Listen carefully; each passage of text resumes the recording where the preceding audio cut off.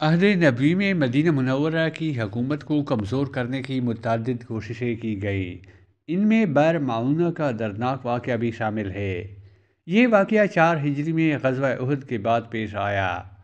بنو عامر بنو عطفان کی ایک شاخ ہے۔ یہ لوگ مدینہ کے شمال میں بستے تھے۔ ان کا ایک سردار عامر بن طفیل نہایت متکبر اور خود پسند سردار تھا۔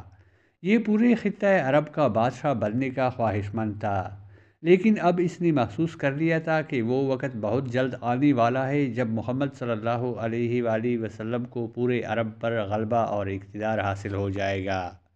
اسی لیے وہ ایک منصوبے کے تحت مدینہ منورہ آیا، اللہ کے رسول صلی اللہ علیہ وآلہ وسلم کی خدمت میں حاضری دی اور کہنے لگا کہ میں آپ کو 3 امور کا اختیار دیتا ہوں۔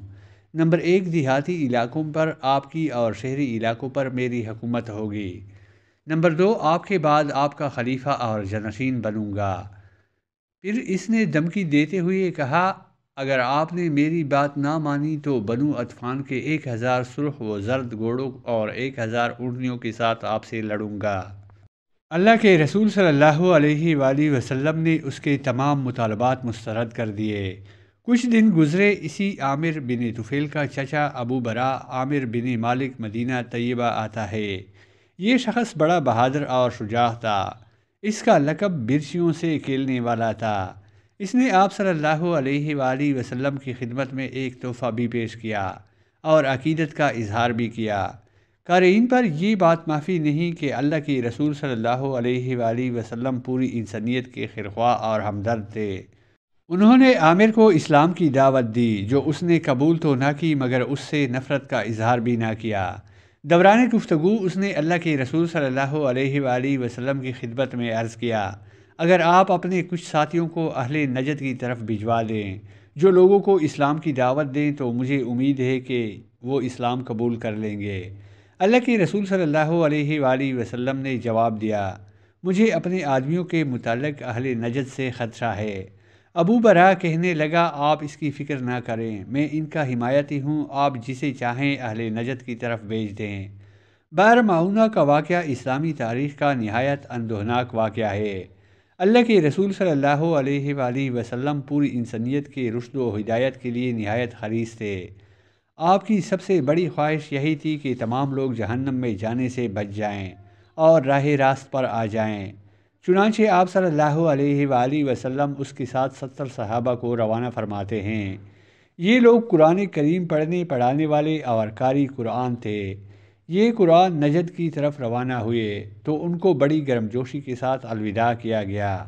یہ حضرات ابھی راستے میں ہی تھے کہ عامر بن طفیل کو ان کی آمد کا پتہ چل گیا، تو اس نے بنو عامر کو آواز دی کہ ان پر حملہ کر دو۔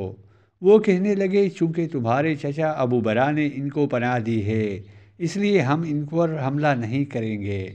اب اس بدبخت نے بنو سلیم کو حملے کے لیے پکارنا شروع کر دیا۔ اس قبیلے کے 100 تیر انداز ان صحابہ کرام کے پیچھے لگ جاتے ہیں اور بئر معونہ پر ان کو جا لیتے ہیں۔ صحابہ کرام نہتے تھے، یہ جنگ کرنے کے لیے تو گھر سے نہیں نکلے تھے۔ ان بدبختوں نے دھوکے سے ان بہترین اور اخیار صحابہ کرام کو شہید کر دیا۔ ان میں سے صرف ایک صحابی عمرو بن امیہ زمری زندہ بچنے میں کامیاب ہوئے۔ اللہ کے رسول صلی اللہ علیہ وآلہ وسلم کو جب اس حادثہ کی اطلاع ملی تو آپ کو سخت صدمہ ہوا۔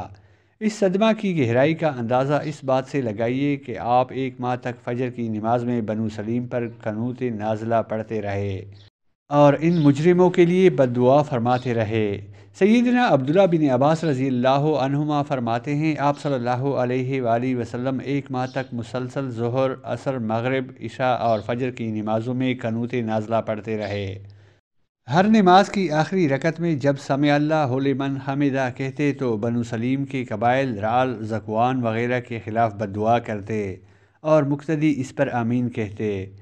قارئین کرام، اس دلخراش واقعہ کو پڑھنے کے بعد ہم ذرا آگے بڑھتے ہیں اور جانتے ہیں کہ اللہ کے رسول ان حالات میں بھی اخلاقی قدروں کو کس عمدگی سے پروان چڑھاتے اور انہیں فروغ دیتے ہیں۔ ان 70 صحابہ میں سے صرف سیدنا عمرو بن امیہ زمری بچنے میں کامیاب ہوئے۔ جیسے ہی انہیں موقع ملا وہ مدینہ طیبہ واپس جانے کے لیے چل پڑے۔ راستے میں ایک درخت کے نیچے سستانے کے لیے بیٹھے تو وہاں بنو عامر کے 2 آدمی آ جاتے ہیں۔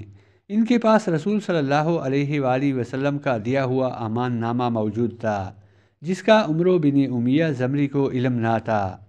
عمرو زمری ان سے پوچھتے ہیں تم کون ہو اور تمہارا تعلق کس قبیلے سے ہے؟ انہوں نے جواب دیا ہم بنو عامر سے ہیں۔ عمرو زمری نے انہیں اس وقت تو کوئی جواب نہ دیا، مگر جب وہ سو گئے تو حملہ کر کے انہیں قتل کر دیا۔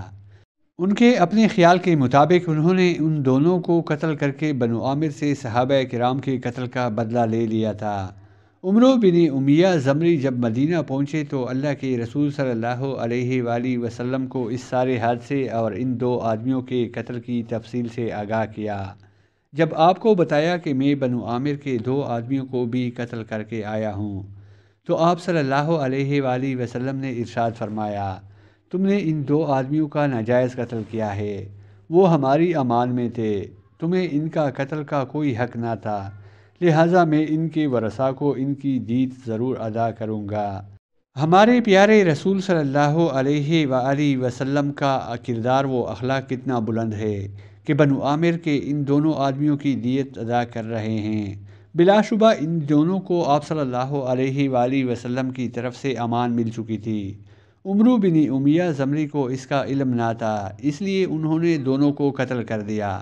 یہ دونوں افراد بلا شبہ بنو عامر میں سے تھے اور اسی قوم نے 70 صحابہ کو شہید کیا تھا، مگر دیکھیے مسلمانوں کے ساتھ دھوکہ بنو عامر کے دیگر لوگوں نے کیا تھا، اس لیے آپ صلی اللہ علیہ وآلہ وسلم نے ان دونوں کو مجرم نہیں ٹھہرایا اور اس قوم کے دوسرے لوگوں سے بدلہ نہیں لیا۔